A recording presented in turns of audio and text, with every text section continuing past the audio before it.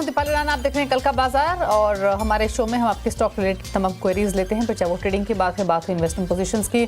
आप अपने क्वेश्चंस हम तक पहुंचा सकते हैं। नोट कीजिए सबसे पहले तरीका शो में पार्टिसिपेट करने का 7045220000 हमारा व्हाट्सएप नंबर है।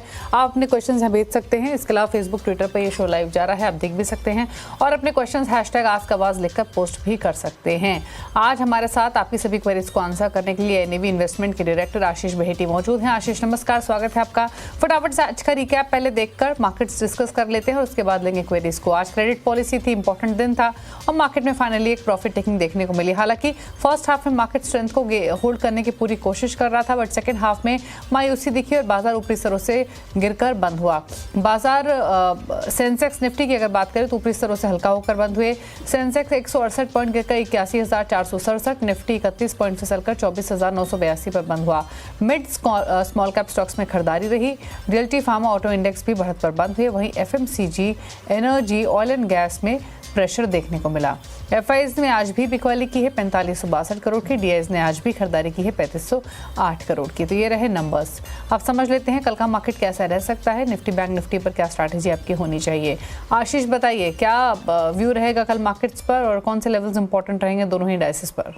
जी, good evening Deepali ma'am. Market में जैसे हम देख रहे हैं कि निफ्टी में आज भी प्रेशर था और कल का एक थोड़ा सा रिकवरी सेशन के बाद अभी तक कॉल राइटर्स पूरे कंट्रोल में है। थोड़ा सा ओवर स्ट्रेच्ड भी लग रहा है मार्केट, क्योंकि पीसीआर जो है पुट कॉल रेशियो वो करीब 0.55 के करीब आ चुका है। करीब 17 crore 71 lakh call writers call writing हुई है। और वहीं अगर मैं पुट राइटिंग की बात करूँ तो वो सिर्फ 958 के करीब है। तो यहाँ पे कॉल राइटिंग बहुत ज़्यादा एविडेंटली देखने मिल रही है। हमें लग रहा है कि कल मार्केट सिंस निफ्टी की एक्सपायरी है तो थोड़ा सा वॉलेटाइल रहेगा।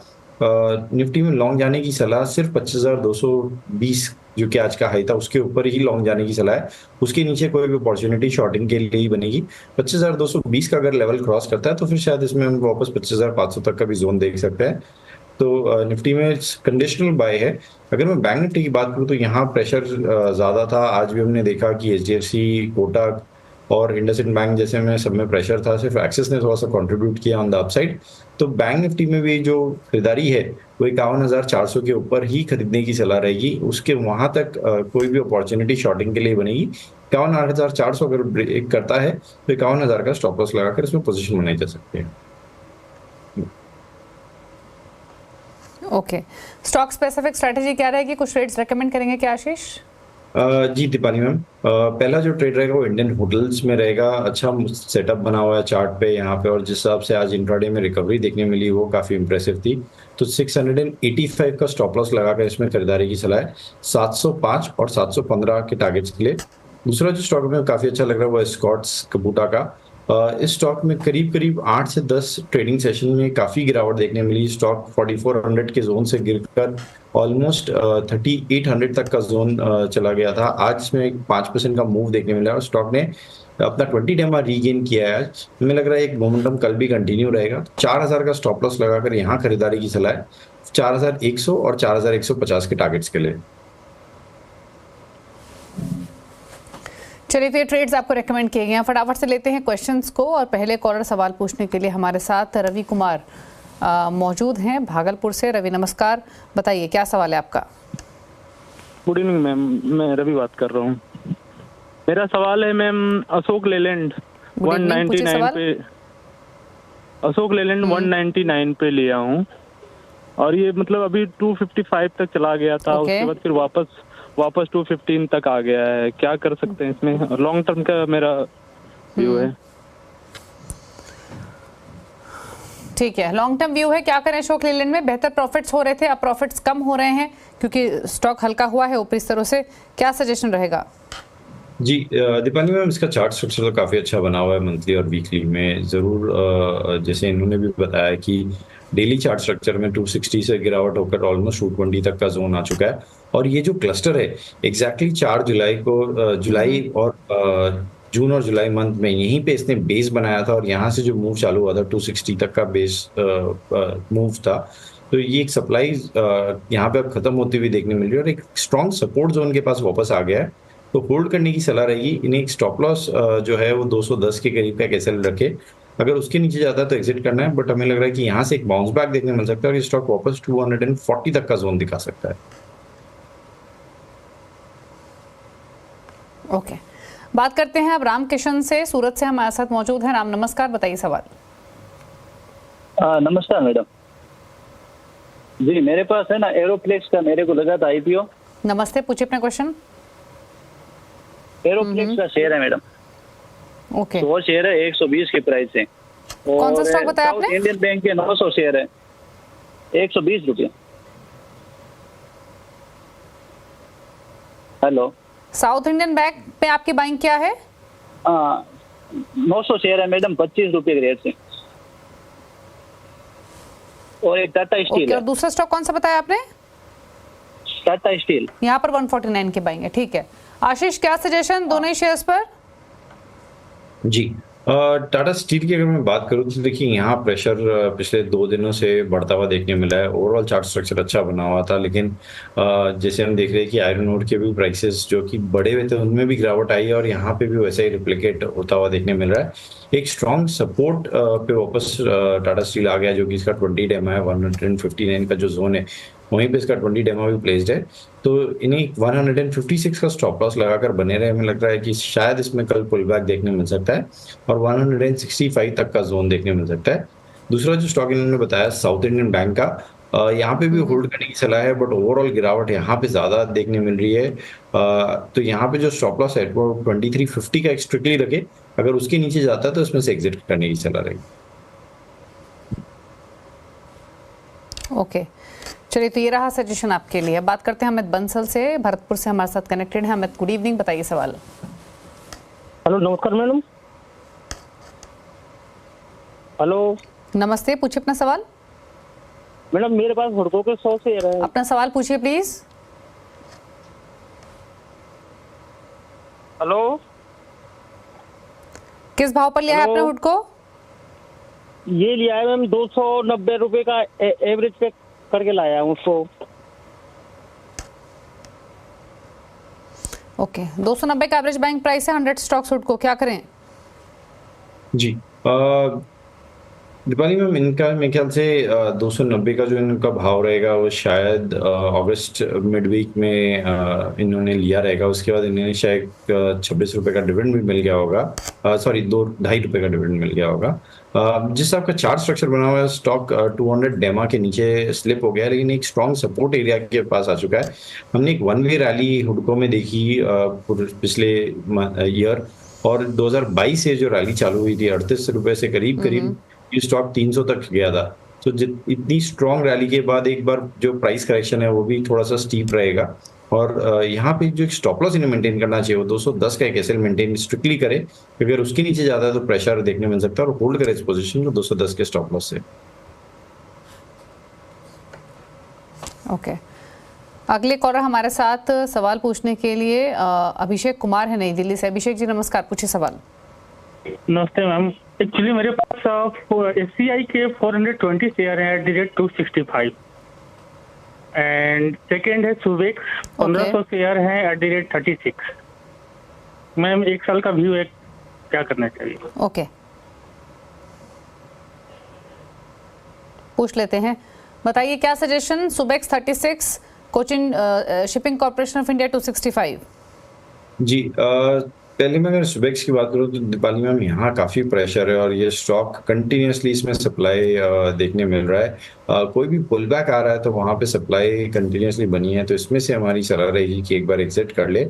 एससीआई की बात करूँ तो शिपिंग कॉर्पोरेशन इंडिया की, तो यहाँ पे एक बहुत अच्छा सपोर्ट पे आ चुका है ये स्टॉक 200 डेमो पे, और हमें लग रहा है यहाँ से ये वापस बाउंस बैक कर सकता है, तो इसे होल्ड करे और सुबेक्स में से एग्जिट करने की सलाह है।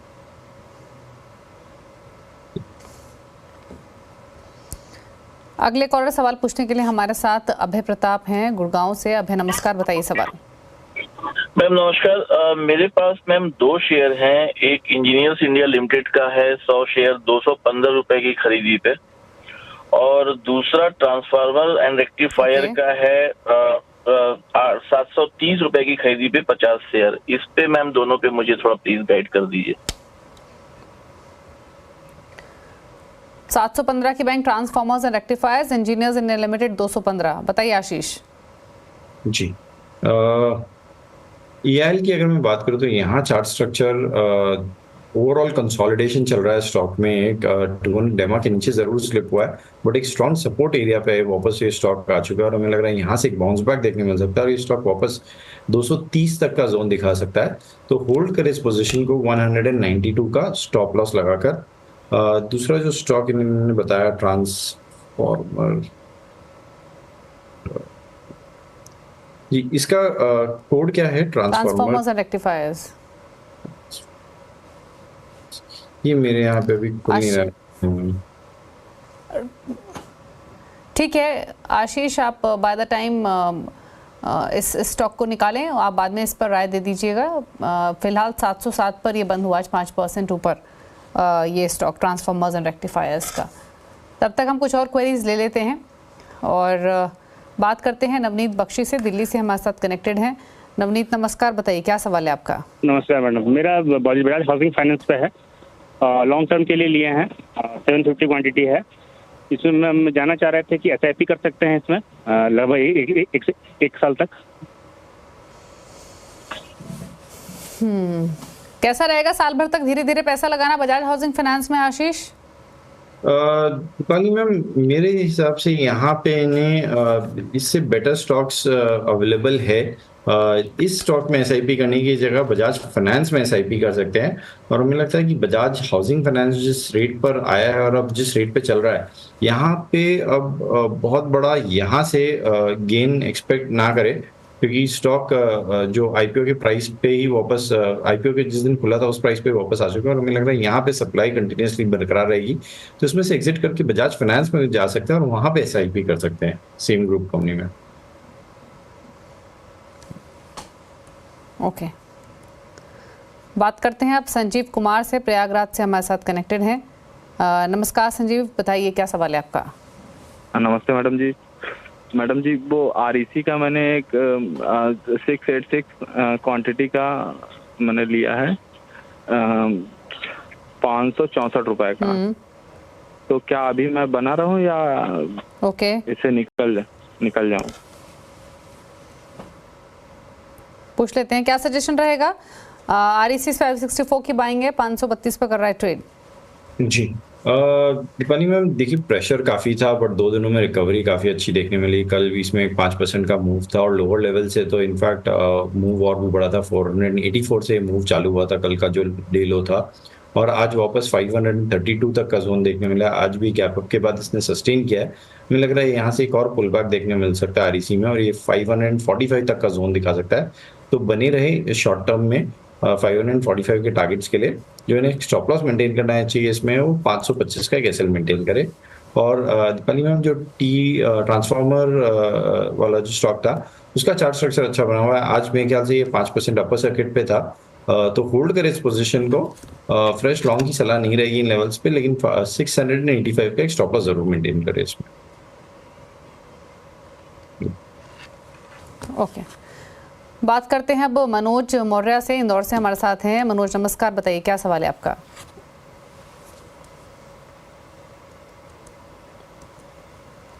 माफ कीजिए, अनुज कुमार हैं हमारे साथ फोन लाइन पर। अनुज नमस्कार, बताइए क्या सवाल है आपका? मैं इंडिगो का 15 शेयर लिए हुए हूँ, 4903, 4901 3 रुपए का। इसमें बने रहे क्या?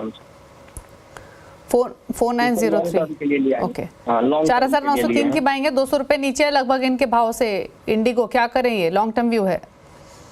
जी, होल्ड करने की सलाह है। चार्ट स्ट्रक्चर काफ़ी अच्छा बना हुआ है मंथली और वीकली में। ये स्टॉक कभी भी कोई गिरावट आती है वहाँ से वापस एक अच्छा बाउंस देकर और अपने ऑल टाइम हाई जो ट्रेजेक्ट्री है उसे सरपास करने में सफल रहता है हमेशा। तो होल्ड करे इस पोजीशन को। जो स्टॉप लॉस इन्हें मेंटेन करना चाहिए वो 4600 का एक SL मेंटेन करे। हमें लग रहा है इसमें एक वापस पुल बैक देखने मिल सकता है और 4900 तक का जोन इंडिगो में इन्हें देखने मिल सकता है। चलिए, तो ये रहा सजेशन इंडिगो पर। रुक रहे हैं इसके साथ एक ब्रेक के लिए। ब्रेक के उस बाद सोशल मीडिया से लेंगे क्वेश्चंस को, वापस आते हैं।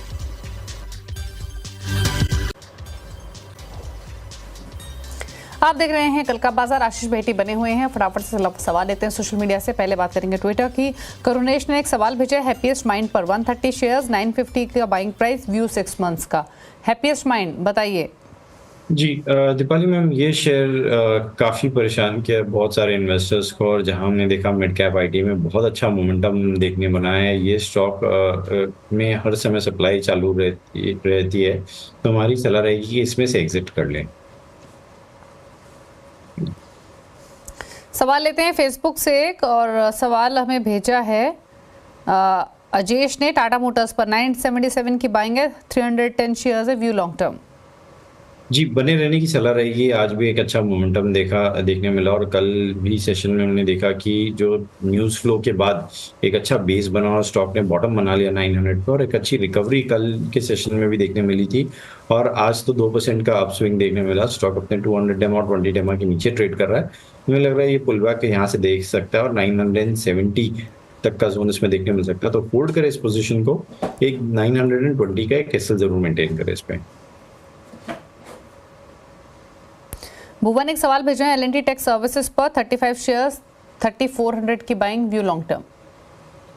जी, होल्ड करने की सलाह है। हमें लग रहा है मिड कैप आईटी में यहाँ से मोमेंटम देखने मिल सकता है, और एलटीटीएस उसमें से हमारी प्रेफर्ड पिक भी रही है।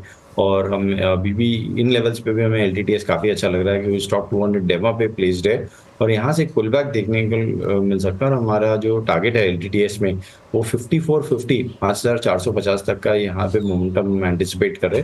तो होल्ड करें इस पोजीशन को। जो स्टॉप लॉस इन्हें मेंटेन करना चाहिए वो 5100 का एक एसएल मेंटेन करें। शंकर गुप्ता सवाल भेज रहे हैं, गुजरात फ्लोरोकेमिकल्स पर 300 शेयर्स हैं, बाइंग प्राइस मेंशन नहीं किया है, बट एक आउटलुक जानना चाहते हैं। जी,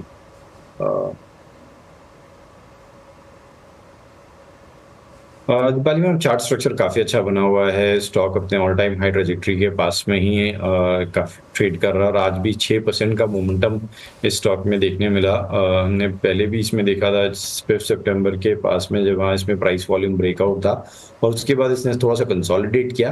हमें लग रहा है वेल प्लेस्ड है एक फ्रेश ब्रेकआउट देने के लिए। तो होल्ड करें इस पोजीशन को।